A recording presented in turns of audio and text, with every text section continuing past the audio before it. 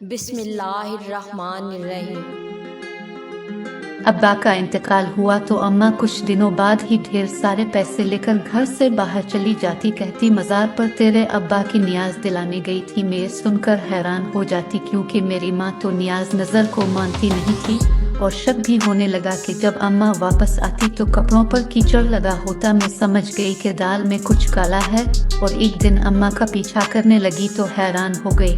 अम्मा अब्बा की कब्र पर गई थी, वहाँ जाकर लगी। कुछ देर बाद वहाँ और औरतें जमा हो गई। मैं छप कर उन औरतों को हिटती आगे गई तो जिस्म ठंडा पड़ने लगा और मैं बेहोश हो गई क्योंकि मेरा नाम समिया है और मैं अपने माँ बाप की इकलौती बेटी थी, इकलौती थी, इसीलिए मैं बहुत ज्यादा लाडली भी थी। मेरे अब्बा एक बहुत बड़ी कंपनी में नौकरी करते थे। अब्बा बहुत ज्यादा पैसे कमाते थे और शहर में हमारी एक बहुत बड़ी सी कोठी थी। मुझे अम्मा अब्बा ने बहुत ज्यादा लाड प्यार से पाला था और जैसे मैं 20 साल की हुई तो मेरे लिए एक अच्छी फैमिली का रिश्ता आया तो अब्बा ने छानबीन करने के बाद मेरे लिए हाँ कर दी। अब्बा मुझसे प्यार तो बहुत करते थे लेकिन चाहते थे बेटी की जात जितनी जल्दी अपनी घर की हो जाए इतना ही बेहतर है।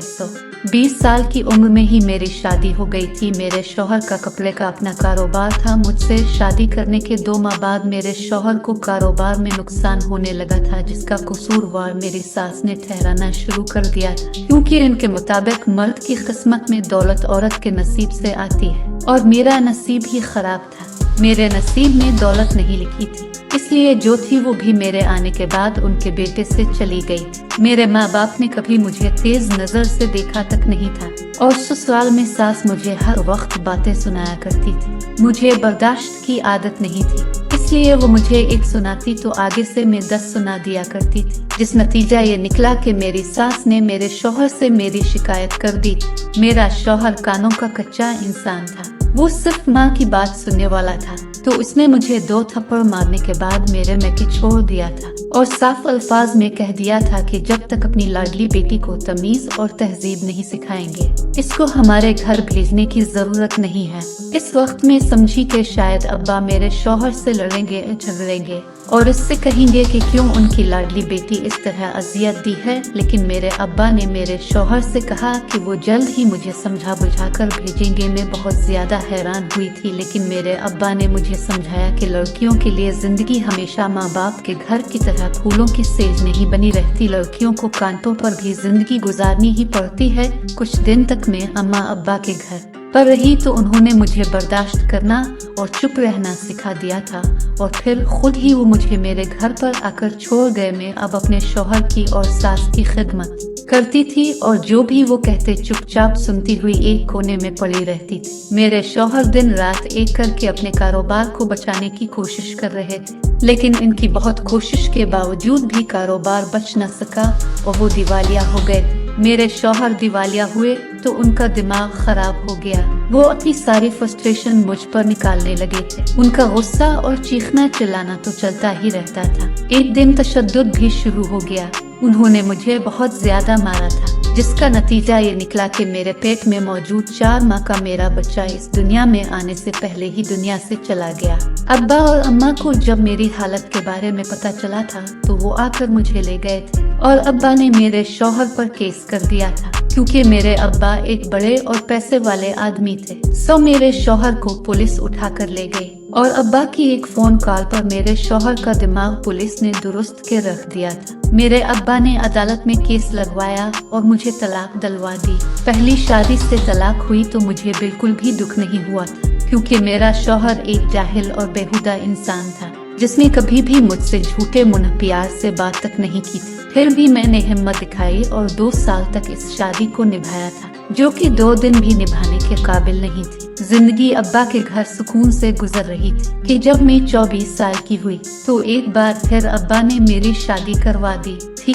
इस बार अब्बा ने बहुत ज्यादा छानबीन करके मेरी शादी एक पढ़े लिखे और बाअखलाक लड़के से करवाई थी। वो एक फर्म में मैनेजर की नौकरी करता था और महीने के ज्यादा पैसे नहीं कमाता था, लेकिन किरदार और बातचीत का अच्छा था, इसीलिए अब्बा को पसंद आया था। वो मिडिल क्लास फैमिली से ताल्लुक रखता था, इसके बावजूद मेरी शादी इससे करवा दी गई थी क्योंकि अब्बा को वो मेरे लिए सही लगा था। यूं एक बार फिर से मैं अपने बाप का घर छोड़कर अपने दूसरे शौहर के आ गई थी। मेरे दूसरे शौहर का नाम शाहिद था। शाहिद के घर में सब लोग ही बहुत ज्यादा अच्छे थे और मेरा ख्याल रखते थे। शाहिद की माँ यानी कि मेरी सास मेरी माँ जैसी थी, तभी उन्होंने मुझे माँ की कमी महसूस नहीं होने दी थी और शाहिद की दोनों बहनों से भी मेरी जल्द ही दोस्ती हो गई।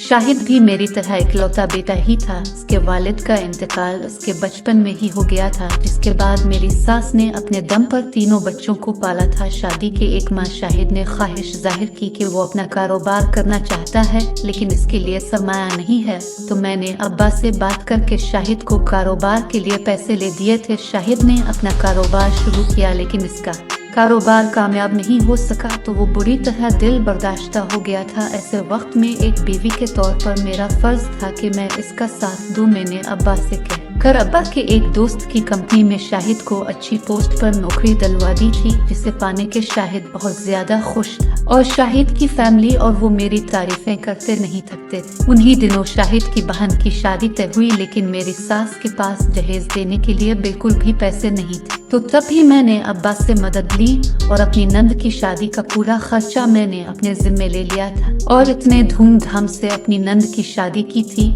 और इतना शानदार जहेज दिया था कि दुनिया दंग रह गई थी। मेरी सास तो मुझे दुआएं देते नहीं थक रही थी। जब मेरे यहाँ पहली औलाद हुई तो मेरे अब्बा ने तोहफे के तौर पर मुझे डिफेंस में एक बंगला दिया था। मैं अपनी सास, शौहर और नंद के साथ डिफेंस वाले बंगले में मुंतकिल हो गई। हमारी जिंदगी बहुत अच्छी गुजर रही थी कि अचानक से ऐसा कुछ हुआ जिसने बहुत से चेहरों को बेनकाब तो किया ही था, साथ ही साथ मेरे सर पर भी क़यामत तोड़ दी थी। मेरे अब्बा एक मल्टीनेशनल कंपनी में काम करते थे और वहाँ उन पर गबन का इल्जाम लगा, तो नैब ने अब्बा के सारे अपने कब्जे में ले लिए और अब्बा को भी जेल डाल दिया था। अब्बा जेल किया गए, हम सब तो जैसे दिवालिया ही हो गए थे। अम्मा सदमे के असर से बहकी सी बातें करने लगी थी और दूसरी तरफ मेरे ससुराल वालों का रवैया भी बदलने लगा था। पहले जो मुझे सर आँखों पर बिठाते थे, अब वही लोग हर वक्त मुझे बातें सुनाने और ताने देने लगे थे। मैं समझ चुकी थी कि आज तक मुझसे जो भी मोहब्बत की जा रही थी वो सब एक दिखावा था और सिर्फ मेरे बाप की वजह से दिखावे का प्यार जिताया जा रहा था। जैसे ही मेरे अब्बा के हाथ से दौलत गई तो मेरे ससुराल वालों ने भी आंखें माथे पर रख ली। उधर अब्बा जेल में थे और यहाँ मेरी सास ने अपनी छोटी बेटी का रिश्ता भी तय कर दिया था और मुतालबा कर रही थी कि इसकी शादी पर भी सारे अखराजात में ही करो। लेकिन मैं इस वक्त इस पोजीशन में नहीं थी क्योंकि अब्बा के पास कुछ भी नहीं था। जब मैंने इनकार किया तो मेरी सास ने मुझसे लड़ना शुरू कर दिया और मेरा शौहर जो पहले ही मुझसे वो बात नहीं करता था, मेरी सास ने जब मेरे खिलाफ उसके कान भरे तो मेरे शौहर ने खड़े खड़े ही मुझे तलाक दे दी। मुझसे वो लोग इतनी रकम तो बटोर ही चुके थे कि अपने लिए एक अलग से घर ले सकते थे। तो मुझे तलाक देने के बाद वो मेरा घर छोड़कर चले गए थे और जब मुझे तलाक होने की खबर मेरे बाप तक पहुंची तो जेल में ही मेरे बाप को दिल का दौरा पड़ा और वो इस दुनिया से रुखसत हो गए। अब्बा की मौत ने तो जैसे हमें तोड़ कर रख दिया था। अब्बा की तो जिंदगी वीरान ही हो गई। मैं अम्मा को अपने साथ अपने बंगले में ले आई थी क्योंकि बाकी हर चीज जो अब्बा के नाम पर थी वो नैब ने अपने कब्जे में ले ली। सिर्फ यही घर था जो मेरे बेटे के नाम पर था, इसीलिए बचा हुआ था। कुछ दीवरात ही अम्मा के पास बच्चे थे जो अब्बा की मौत के बाद अम्मा ने ये कहते हुए बेच दिए थे कि अब किसके लिए पहनेगी वो ये सब। अब्बा के इंतकाल को भी कुछ ही दिन हुए थे कि मैंने देखा अम्मा अपने कमरे से बहुत सारे पैसे लेकर निकली हैं। मुझे कहा कि वो मजार पर अब्बा के नाम की नियाज देने जा रही हैं और चली गई थी, जबकि मैं हैरान रह गई कि मेरी माँ तो एक मॉडर्न औरत थी जो उन नियाज और मजार के बाबाहे पर यकीन नहीं रखती थी, तो फिर इस वक्त उन्हें नियाज देने की जरूरत क्यों पेश आई। फिर तो रोज यही होने लगा था, अम्मा अपने कमरे से पैसे लेकर निकलती और घर से मजार पर जाने का कहकर चली जाती थी, जब अम्मा वापस आती तो उनके कपड़ों पर कीचड़ लगा होता था। मुझे शक होने लगा कि अम्मा कहाँ है, तो मैंने अम्मा का पीछा करने का सोचा। मैंने एक दिन अम्मा का पीछा किया तो देखा कि वो कब्रिस्तान में अब्बा की कब्र पर गई और फिर वहाँ बैठकर जोर जोर से हंसने लगी थी। कुछ ही देर में वहाँ औरतों का जिम गफीर इकट्ठा हो गया। मैं औरतों को हिटती हुई आगे बढ़ी और जैसे ही अब्बा की कब्र के पास पहुंची तो मेरा जिस्म ठंडा पड़ने लगा था और मैं बेहोश हो गई थी, क्योंकि मेरी माँ पागलों की तरह दोनों हाथों से मेरे बाप की कब्र खोद रही थी और काफी हद तक खोद भी चुकी। औरतों का जिम गफीर वहाँ इकट्ठा हो चुका था और वो मेरी माँ को कोई पीरनी समझकर पैसे देने लगी थी। और जैसे ही सब औरतें वहाँ से चली गईं, तो तब ही मेरी माँ ने कुछ ऐसा कहा कि जिसने मुझे होशो खुर्द से बेगाना कर दिया। मुझे जाने कितनी देर के बाद होश आया तो मैंने देखा कि मेरी माँ सरहाने बैठी है। मैं बिदत कर अपनी माँ से दूर हुई। मैंने देखा कि इन औरतों के जाने के बाद मेरी माँ एकदम नॉर्मल हो गई थी और उन पैसों को इकट्ठा करके वो झोली में भरने लगी थी। जेवर बेच कर जो पैसे मिले थे वो तो सभी खर्च हो चुके थे और अब हमें खाने के लाले पड़ रहे थे। इसीलिए मेरी माँ ने अक्सर जो झूठे आमिल और फकीर होते हैं उनकी तरह पागलपन का चोला पहना और मेरे बाप की कब्र का फायदा उठाकर पैसे कमाना शुरू कर दिए थे। मुझे अपनी माँ पर शदीद गुस्सा आया था, जो ऐश और इशरत की इस कदर आदी हो चुकी थी कि घटिया रास्ता पैसे हासिल करने के लिए अपना लिया था। मैंने इसी दिन अपने बंगले को बेचकर एक मुतवस्सित इलाके में मुनासिब सा घर लिया और घर पर ही केमिकल से पाक मसनूआत बनाने का बिजनेस शुरू कर दिया था और हर मुमकिन कोशिश करने लगी थी कि माँ की जरूरियात पूरी करूं और उन्हें अच्छी जिंदगी दूं ताकि वो फिर कोई घटिया रास्ता ना अपना सके। हमारी वीडियोस अगर आपको पसंद आ रही हैं तो ज़रूर लाइक कीजिए और अगर आपने हमारा चैनल सब्सक्राइब नहीं किया तो ज़रूर कीजिए।